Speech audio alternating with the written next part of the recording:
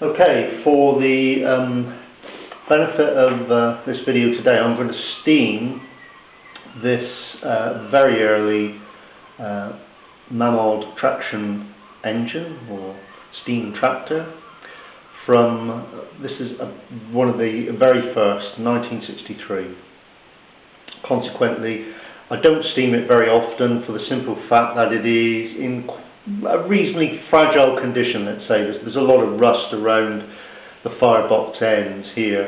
That said, it is in steamable condition. The boiler's fine. This is what one could term very much a pre-loved engine, or very pre-loved engine, as much as that it's entirely original, very play-worn. So we see a lot of wear on the boiler. There's sort of rust on the firebox cowling, and like I said before, there's rust on the firebox ends. Apart from that, the engine is in entirely original condition. One of the overriding features which designate this as a very early traction engine, you'll see it's got a very, very smooth canopy, although this obviously has got rust on it, but there are no characteristic ribs in here. These appeared a little bit later, say 63, 64. It was still retaining nut and bolt construction. You've got screws holding the smoke box onto the front of the boiler. We've got screws up here. Though characteristically, on the actual engine frame, we have sort of blind rivets on there. It's been said that some of the very earliest ones had screws on there, or bolts holding it onto the fire, sort of cowling, the firebox cowling. Possibly true, I'm not entirely sure. But say it's a nice little extra anyway. Copper band which holds the front of the canopy onto the chimney. We've got screw construction here. Characteristic, these are crosshead screws on these for some reason. The canopy comes off. I untake it. You see it's got the old type of holder on there which goes into a sort of a steel holding trough.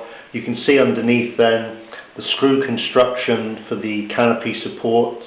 These are in two pieces. There's two there, one there rather. And so there's some pop rivets or brass rivets on there, but this one entirely strips down. Those canopies are quite scarce now, difficult to get hold of. See, it's got some of the very earliest decals on there, just gold lettering on there. If I take the rest of the way, then you can see the rest of the engine then, entirely original, say the original brass whistle. You see that there's no forward and reverse because we use this steam choke. It's not a throttle, it's a choke. This pipe here comes out of the exhaust port on the cylinder, and essentially what that does is, in order to control the engine speed, the steam comes out of here, and by adjusting the turning on that small arm there, it essentially cuts off the steam, so the engine literally can't expel the steam, which slows it down. The steam itself goes into a chamber. This is hollow, this part of the boiler. It looks solid, but the actual boiler bulkhead is about here. Inside here, there's a chamber which is open into the smoke box, and essentially the steam comes down through there into the chamber and up through that way. Before the advent of the Te1 with forward and reverse, that was the way that they all expelled the exhaust.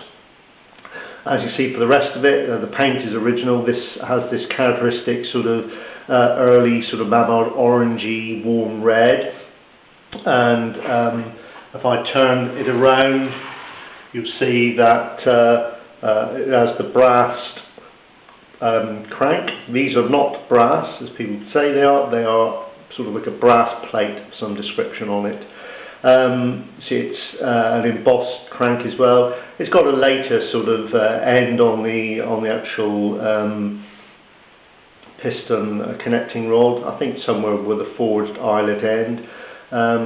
But overall, I'll say the engine is in completely original condition. I wouldn't even dare contemplate painting this or polishing it, like obviously some like to do, but you know, it's all a matter of taste, I think, at the end of the day.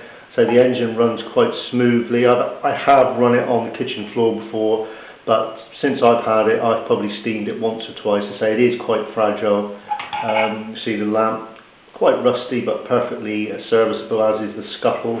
If I turn it around, you'll see we have a rather rusty rear end on this. I've sort of stabilised this rust on here. It's not going to get any worse, certainly it's not going to get any better, but say it's all part of the provenance of the engine as much as that. I like to keep it as original as possible. Other little points which sort of designate it's a very early engine. You have a very thin or much thinner crankshaft diameter than the sort of later sort of Meccano size ones. You can also see, which is not always noticed, the box section sort of solid front axle. That sort of became more of a pressed metal affair from about 65 onwards. This one's got a brand new stub spring in there, so that's why that looks quite new. This was missing when I actually purchased this engine. And you can see also, if I just turn it around, you'll see the characteristic engine frame shape. This was also used on the SR1, so Malin's used it on the TE1 when it came out, because obviously why waste parts or time on an extra pattern part. Eventually it became a much plainer part, but you can see it's cutaways there for the screws holding the front of the firebox on. Also, you tend to see this curious little cutout in here. I don't know whether it's for, I don't know if you can see it, it's like under the front of the boiler, or the front of the firebox under the boiler. I don't know if it's for ventilation or some sort of cutout which aided the manufacture at the time. So there you have it, a 1963 T1, so in entirely original condition. I'm going to steam this one today on my little Mamod, my Meccano rolling road. I've run this a number of times on this. It runs exceptionally well. It's more complicated than just a couple of rollers. I've sort of fiddled around with it, fitting a motor on there where it can actually drive this as a static display. It's been quite useful at some exhibitions where it's been received quite well. So if you bear with me, the next video will be of this one actually running. It's normally pretty good. It can be a little temperamental, but once it's actually going, it's a fairly enthusiastic steamer. For the benefit of the video today, I'm going to run it on this Meccano rolling road, which is a very, very simple affair.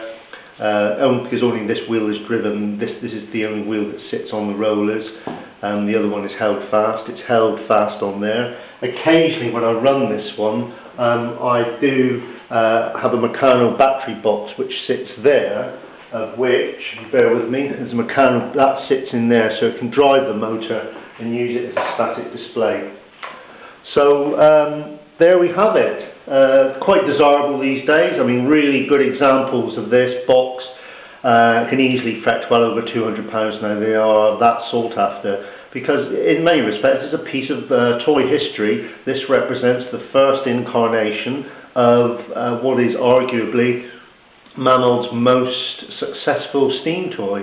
The sales now must be well in excess of 600,000, possibly more. And it's a toy that's really never ever lost its appeal. It is quintessentially a toy. It's not a model of an English traction engine, but it has the right feel. It has the right sort of the wheels and the right overall colouring and the proportions, which make it a very good facsimile of a traditional English traction engine.